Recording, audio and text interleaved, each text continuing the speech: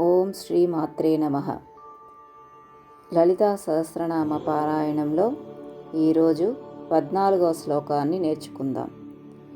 Om Kameshwara ప్రేమరత్న మణిప్రతిపణస్తనే నాభ్యాలవాలరోమాళి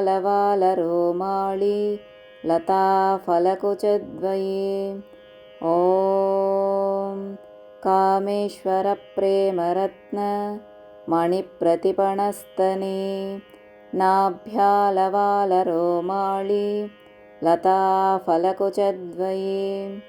Om Kameshwara ప్రేమరత్న మణిప్రతిపణస్తనే నాభ్యాలవాలరోమాళి లతాఫలకుచద్వయే.